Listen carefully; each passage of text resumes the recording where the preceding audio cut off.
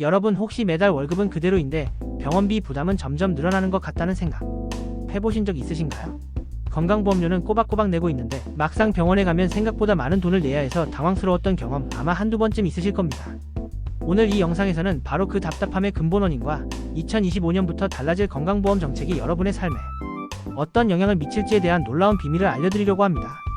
대한민국 성인의 63%가 모르는 건강보험의 진실이 있습니다.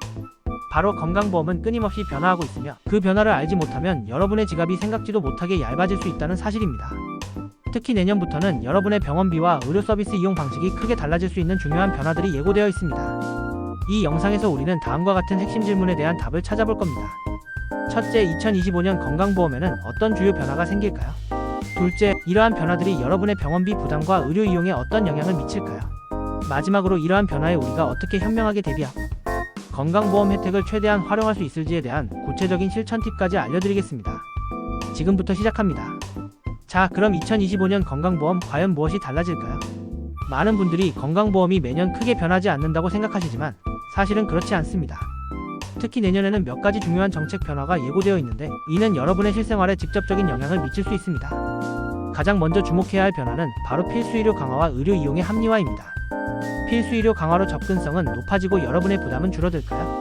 최근 정부는 필수의료 살리기에 총력을 기울이고 있습니다. 필수의료는 생명과 직결되거나 국민 건강에 필수적인 의료 서비스를 말하는데요. 예를 들어 응급실, 중환자실, 소아과, 분만 등이 여기에 해당합니다.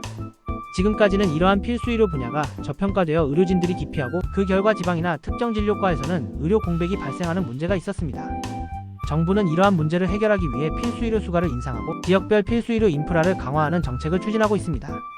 아니, 수가가 오르면 병원비가 더 비싸지는 거 아니야? 라고 생각하실 수 있습니다. 하지만 여기서 중요한 건 아직 나오지 않았습니다. 정부는 필수의료 수가 인상분을 건강보험 재정으로 지원하여 환자 부담을 최소화하겠다는 방침입니다. 즉, 여러분이 응급실을 이용하거나 중증 질환으로 입원할 경우 건강보험 혜택이 확대되어 본인 부담금이 줄어들 가능성이 커지는 것이죠. 이는 의료 사각지대를 줄이고 필요한 사람이 제때 적절한 의료 서비스를 받을 수 있도록 돕는 데 목적이 있습니다. 하지만 한 가지 알아두셔야 할 점이 있습니다. 필수의료 강화는 모든 의료 서비스가 아니라 필요한 의료 서비스에 집중됩니다. 다음 이야기를 듣기 전 잠깐 생각해보세요. 여러분이 병원에 가는 이유가 정말 필수적인 것인지 아니면 불필요한 과잉 진료일 수도 있는지 말입니다. 그럼 의료 이용을 합리화해서 불필요한 진료는 줄이고 꼭 필요한 곳에 집중해야 할까요? 많은 분들이 오해하고 계신데요. 건강보험 재정은 무한하지 않습니다. 한정된 재원으로 모든 국민에게 최대한의 혜택을 제공하기 위해서는 불필요한 의료 이용을 줄이는 것이 매우 중요합니다. 정부는 의료 쇼핑, 즉 여러 병원을 전전하며 중복 진료를 받거나 경증 질환에도 상급 종합병원을 이용하는 등의 행태를 개선하기 위한 정책을 강화할 예정입니다. 예를 들어 현재 의료기관 종별 가산율이 조정되거나 경증 질환의 상급 종합병원 이용 시 본인 부담률이 상향될 수 있습니다. 그럼 이제 감기 걸려도 대학병원 가면 안 되는 거야? 라고 생각하실 수 있습니다. 네, 맞습니다. 감기처럼 가벼운 질환은 동네 의원이나 병원에서 진료를 받고 정말 중증이거나 복합적인 질환일 경우에만 상급 종합병원을 이용하도록 유도하는 것입니다. 이는 의료자원의 효율적인 배분을 위한 조치입니다.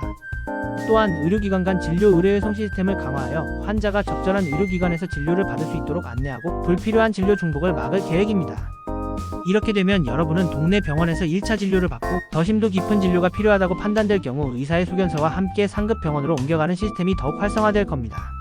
그렇다면 2025년 건강보험, 과연 여러분의 병원비는 어떻게 달라질까요? 이제 가장 궁금해하실 부분입니다.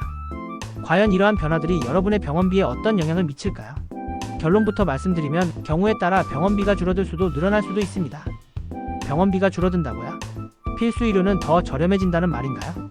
앞서 말씀드린 필수의료 강화 정책 덕분에 생명과 직결되는 중증질환이나 응급 상황에서의 본인 부담은 줄어들 가능성이 큽니다.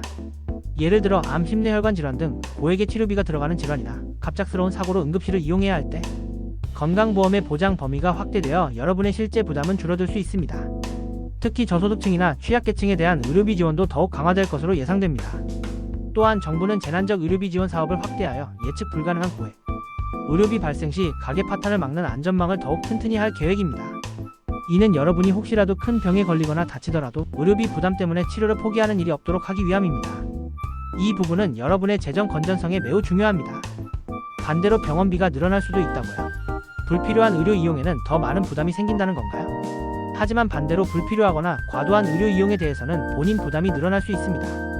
예를 들어 감기처럼 경증 질환인데도 불구하고 상급 종합병원만을 고집한다면 지금보다 더 많은 본인 부담금을 내야 할 수도 있습니다. 많은 분들이 오해하고 계신데요. 사실은 병원마다 진료비가 다르게 책정되는 것이 아니라 건강보험 적용률과 본인 부담률이 병원의 규모나 진료 내용에 따라 달라지는 것입니다. 또한 비급여 진료에 대한 관리도 강화될 예정입니다. 비급여 진료는 건강보험이 적용되지 않아 환자가 전액 부담하는 진료를 말합니다. 미용 목적의 성형수술이나 일부 고가의 검사 등이 여기에 해당하죠. 정부는 이러한 비급여 진료에 대한 정보 공개를 확대하고 가격을 표준화하여 과도한 비급여 진료를 줄이고자 합니다. 즉 합리적이지 않은 비급여 진료는 지양하고 꼭 필요한 의료 서비스에 집중해야 한다는 메시지입니다. 이러한 변화는 여러분이 병원을 선택하고 진료를 받을 때 조금 더 신중하게 생각해야 한다는 의미이기도 합니다. 무조건 큰 병원만 고집하기보다는 자신의 건강 상태와 필요한 의료 서비스의 종류에 맞춰 적절한 의료기관을 선택하는 지혜가 필요합니다. 그럼 현명하게 대처하는 방법은 없을까요? 여러분의 건강보험을 200% 활용하는 방법을 알려드립니다. 그럼 이러한 변화에 우리는 어떻게 현명하게 대처하고 우리의 소중한 건강보험을 200% 활용할 수 있을까요? 지금부터 말씀드릴 부분이 가장 중요합니다. 첫째, 주치의 개념을 적극적으로 활용하세요. 가장 먼저 추천하는 것은 주치의 개념을 활용하는 것입니다. 특정 동네 의원이나 가정의학과 의사를 정해놓고 지속적으로 진료를 받는 것이죠. 감기나 가벼운 질환은 주치의에게 진료를 받고 만약 더 정밀한 검사나 치료가 필요하다고 판단되면 주치의의 소견을 받아 상급 병원으로 이동하는 시스템입니다. 이렇게 하면 불필요한 검사나 중복 진료를 피할 수 있고 여러분의 진료 기록이 한 곳에 집중되어 더욱 체계적인 건강 관리를 받을 수 있습니다. 주치의는 여러분의 건강 상태를 누구보다 잘 아는 든든한 건강 파트너가 될 것입니다. 둘째, 의료기관 이용 단계별 원칙을 반드시 지키세요. 다음으로 의료기관 이용 단계별 원칙을 지키는 것이 중요합니다. 대부분의 질환은 1차 의료기관 동네 의원에서 충분히 해결할 수 있습니다.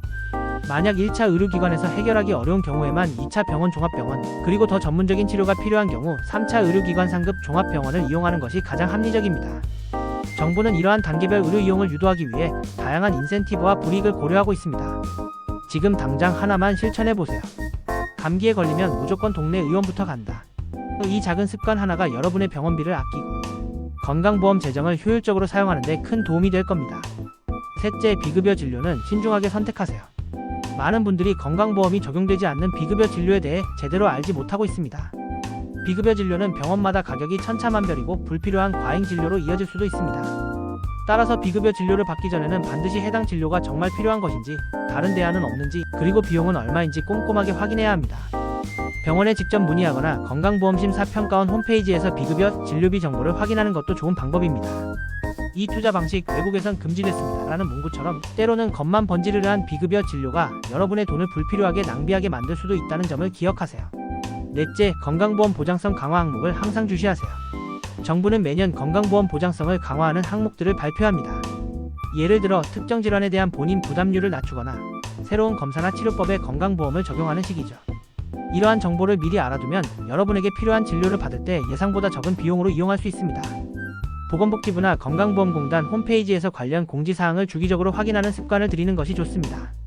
최신 연구에 따르면 이러한 정보 습득 노력이 장기적으로는 의료비 절감에 큰 영향을 미친다고 합니다. 결론적으로 말씀드리면 이 변화는 여러분에게 곧 기회입니다.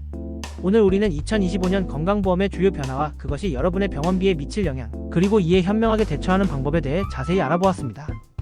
필수 의료 강화로 필요한 의료 서비스는 더 저렴해질 수 있지만 불필요한 의료 이용에는 더 많은 비용을 지불하게 될 것이라는 점을 명심해야 합니다. 가장 중요한 것은 변화를 두려워하지 않고 오히려 그 변화 속에서 기회를 찾는 것입니다. 주치의 개념을 활용하고 의료기관 이용 단계별 원칙을 지키며 비급여 진료는 신중하게 선택하고 건강보험 보장성 강화 항목을 주시하는 작은 노력들이 모여 여러분의 건강과 재정을 모두 지키는 현명한 방법이 될 것입니다. 여러분 건강은 가장 소중한 자산입니다. 변화하는 건강보험 시스템을 잘 이해하고 적극적으로 활용하여 건강하고 윤택한 삶을 이어나가시길 진심으로 바랍니다. 지금 당장 가까운 동네 의원에 방문하여 주치의를 정해보시는 건 어떨까요? 오늘 영상이 유익하셨다면 구독과 좋아요, 그리고 알림 설정까지 부탁드립니다. 다음 영상에서는 2025년 부동산 시장의 숨겨진 비밀에 대해 다룰 예정이니 많은 기대 부탁드립니다. 여러분의 건강과 행복을 응원합니다.